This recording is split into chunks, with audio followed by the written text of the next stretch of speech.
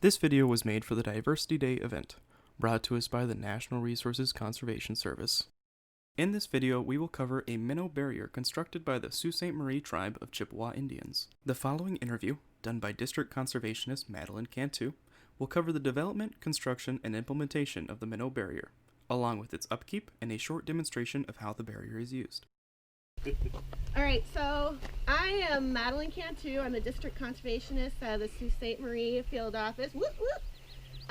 Doing Area 1 for Diversity Day, and today we are at the Sioux Tribe of Chippewa Indians here in the Sioux, and we're at their minnow barrier, which we helped finance. So here's Rusty Akins. Hi, as she said, my name is Rusty Akins. I'm the Fisheries Enhancement Coordinator for Sioux Tribe. One of my largest responsibilities is running the hatchery program for Sioux Tribe, and as she mentioned, we're out here at our walleye ponds today, going over the minnow barrier project that we did together. And this is Matt Howard. He's our hatchery assistant.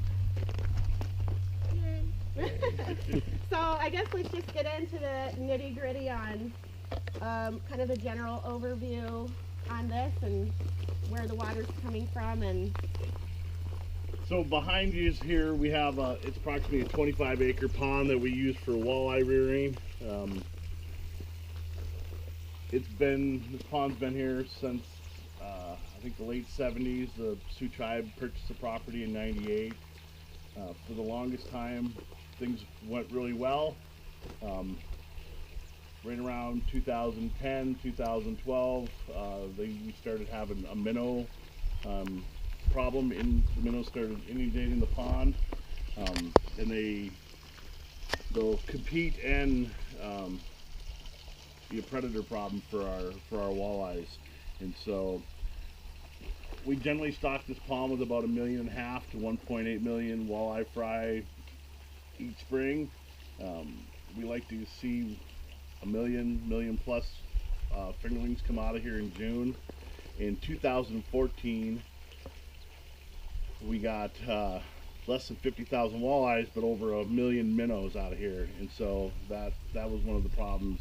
So we reached out to the NRCS about ways to solve that problem, and they had a cost share program in place that they did the engineering for this project, and we built this. I think it started in 2016 and we finished in 2018. So we've been running for 2019 and 2020. It's certainly helped our minnow infestations. We no longer, for a while there, we were having to use a rotenil, which is a fish poison, to take care of the minnows before we stocked it with the walleye fry. And while it's a fairly safe pesticide to use, we always hate to put chemicals in the water, right? And so with this structure here, we no longer have to do that, and so that's a good plus for us, and it's worked out pretty well. We really haven't had many minnows the last 2 years. It hasn't been a problem. so, and one of the things that you had mentioned is, even when you do this, it's basically diverting the minnows away so they continue along their merry way that way, right? Yep. So it being July now, we've already done our walleye season for the year, so the pond is drained. But how it works in general is in the spring when we fill the ponds, we can put these screens in. We've got this structure built here with 2 inlets there. Right now we have some stop logs in there, and we'll get to why we put those in here in a minute. But in the spring, we can install these screens. You see 2 sets here and a set over there. And so all the water that comes into the pond is screened, and so that keeps the minnows from coming in. And then once we get the pond filled up, then we go ahead and put the stop logs in, because our walleye fry could swim out through that. They're that small. So we put the stop logs in, and then that basically creates a barrier from the creek running through to our pond, so it keeps it so the minnows can't get in and the fry can't get out. And then with that in place, with the stop logs in place, the water moves on down. We also designed the bypass channel here, this water goes and it goes around our pond and then back into the original creek that it would have flown through if it the original creek it would have flowed into if the barrier wasn't in place. And so the connectivity of the creek has not changed. Let's clarify what Rusty Akins is describing, with two fishy friends here.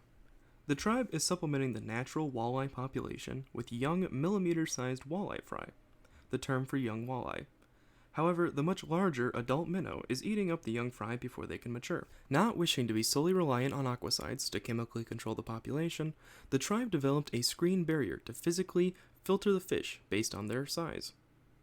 The millimeter-sized walleye fry were able to easily pass through gaps in the screen, while the minnows, much larger, often measuring several inches in size, were unable to pass through the barrier. So where did this idea for this minnow barrier come from? Is there another tribe that uses this, or another fishery that might use it, or? I think this was an original idea, right? It's something that's never been done before, and Wow. We did a small project upstream on our own, which kind of proof of concept as far as it working. So then that's like what Rusty said, we reached out to USDA to see if we could find a solution on a bigger scale. And that's where like Amy Bastone came in, and I know that there was, the idea had been in the works for Correct. what, since 2014? No, I it was think before 14 was this project started, right? Yeah. that? So somewhere around there. So it took several, I think, revisions and Yeah. other things for the design. So I guess this is unique. Yeah. I don't know if there's any in any other states, but at least where we are. Yeah. In our little home area. Yeah, that's what Amy had said, you know, is they've always worked towards fish passage, not fish restrictions. And so it was kind of a new concept of how are we going to stop fish from getting through. They've always worked on fish passage Right. problems. Okay. And so, yeah, I think it was an original idea, an original design, and, you know. It's really cool. Yeah. I'm really excited to see it because I haven't seen kind of how it works, and I mean, we've only talked about it. Yeah. So I'm looking forward to that. So like I said, you know, this would be, we pulled a few logs to relieve the pressure behind there, and once our walleye are out, but me and Matt can go ahead and pull some logs, we put some screens in, and that'll give you an idea of what it's like when it's filling in the spring. It'll kind of replicate that. So okay. if you want to just take. When do you stock and when do you harvest? Usually around, it was May 8th this year When you stock? when we stock. Usually it's the first 2 weeks of May. Oh, so okay. It can be as late as the third week of May. You know, it's kind of driven. You know, walleye spawn. They trigger to spawn when the water temp goes up. So when we start seeing water temps of 45, 46, we know it's time to catch our brood stock and start collecting eggs. And then once you get the eggs, they have to spend from 10 days to 3 weeks in the egg jars. And we can speed those up a little bit too if we want to, depending on weather. And then we try to get them in here as early as we can, you know, towards the 1st of May. They usually spend about 6 weeks in here, and they go from, I mean, they're small, right? There's 50, the way we measure them out to put them in here is 50,000 to every 250 milliliters. And so they're that small. If you think of a liter of pop would hold a million fry. Wow. And so they're that small when we put them in. And we pull them out usually around the 3rd week of June, 3rd to 4th week of June. And they're about 2 inches. So they basically stay in here for a month. 6 weeks.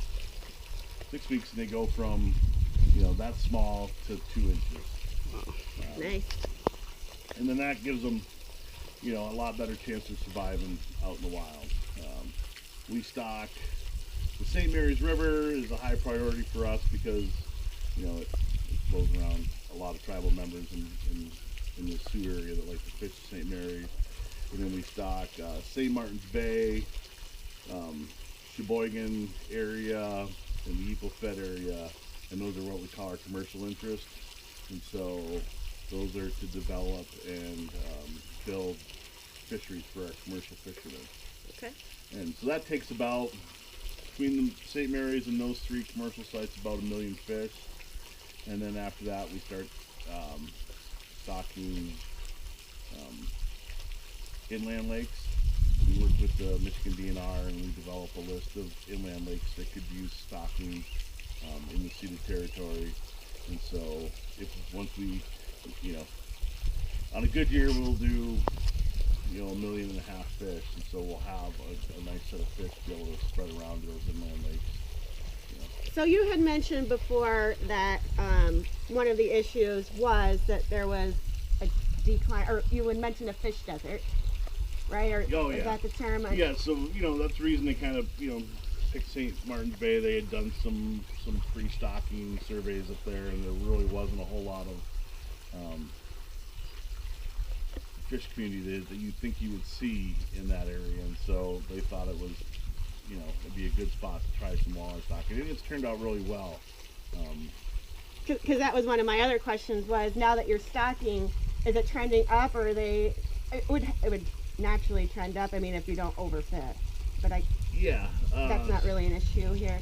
So we stock these fish out in June, and then we go back in September and we do what's called electrofishing.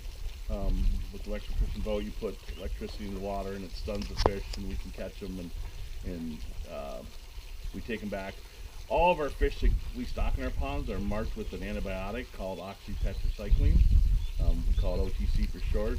And what that does is it marks their otolith, which is similar to the inner ear bone on a human, and it's the first calcified structure that develops in fish.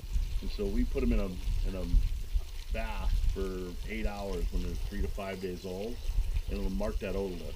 And we can fish a walleye up to, we've got them as old as 18, 21 years old. We can still find that mark on their otolith by looking at it. And so, in like St. Martin's, if you were to catch a walleye in St. Martin's, it's 90% chance it came from this hatchery. You catch one in the St. Mary's, it's right around 50% chance it came from this hatchery. And so we do these fall surveys, and we're able to track our success and what kind of contributions our hatcheries making to the fishery. That's kind of your desk jockey part of the job? Yeah. Any of that data? Yeah. It's fun to go and collect it, but then we got to look at the data. But it's interesting to know that these fish, you put them in, they are surviving, they are recruiting up into the fishery. Fishermen, we'll go take commercial samples also. So our assessment crew will go to the fish sheds of these commercial fishermen, and they'll pull that otolith, and we can keep them and look at them in the winter, and we can see how many of the fish they're catching came from the hatchery also. So it gives us a good idea of is what we're doing being productive, and is it worth doing, and it certainly has shown that way. Yeah. All right, let's see how it works. Like I said, this would, we would have these boards in here. These boards have been here since May, since we put the fry in. And that keeps them separate from the minnows. The beavers have kind of came along and gave us a hand at that separation. And so we'll see if we can get these logs out and put some screens in and kind of give you an idea of what it looks like when it's filmed. And we're working on a different.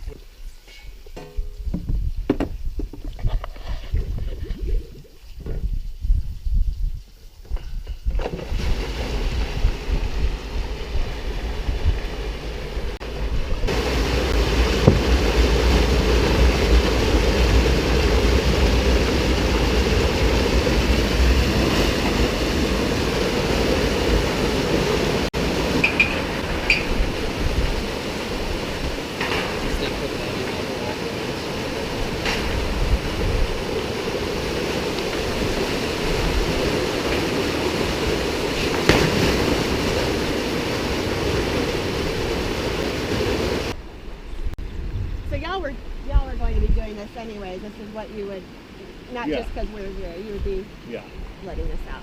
Yeah, on a normal year, once we're done, we'll pull all the stop logs and send the water on its way, and then the creek has its natural connectivity. So basically, you put those, you take out the boards, you put in the screens. Mm-hmm. So that's what it looked like when we're filling it in the spring. Those screens would be in there. We'd have both sets all the way up and down, and all the water that comes in the screen. So the spring, right, it's before the spawning season, so all the minnows are going to be adults. They'll all be big enough not to come through that screen. And then it takes about, the spring runoff lasts probably about 2 weeks. And Of course, depending on weather, depending on weather, it can be faster, shorter. It's going. So this stream's been in there for about 5 minutes, and you can see the number of minnows that are up there in that watershed that would be in our pond if we just had continuous flow all the way through. And so, like I said, these minnows would be, these are this year's minnows, so they would be competing with our walleye fry for food in the pond, and their parents would have been eating our walleye fry. So that would have been, double predation and competition. But you can see just from 5 minutes of how many minnows are actually in this water. Is there a reason why the minnow population has increased? Yeah, so that was the reason they, up there they did a lot of wetland restoration ponds, and so they Kind of. So how did that? 13 ponds up there. So how did that create the minnows, though? that provides places for them to overwinter, and then every spring and fall they reproduce in the summer, and they once you have connectivity with a rain event or a melt, these fish are moving all up and down the water table. Those are just big pools of So it's like minnow it's just factories. okay. Every spring they move, and that's just what they do naturally. And they'll move right down here, and we have a great pond with lots of food in it, and makes a good home for them. Nice. There's really minnow broodstocks up there. Yeah. To summarize, as we take a little tour of the surrounding berm pond built up by the NRCS, the redevelopment of farmland and the construction of new ponds near the reserve has created the connectivity necessary for the minnows to enter the walleye's breeding areas. Thanks to the ingenuity of the local tribe and the support of the NRCS, the minnow barrier will allow the walleye population to continue to flourish, maintaining the local ecosystem and providing game for fishermen all throughout the area. This concludes our little field trip. We would like to thank Mr. Rusty Eikens and Matt Howard of the Sault Ste. Marie tribe of Chippewa Indians for their time and effort, and to thank District Conservationist Madeline Cantu for her fieldwork and interviewing. Thank you for watching.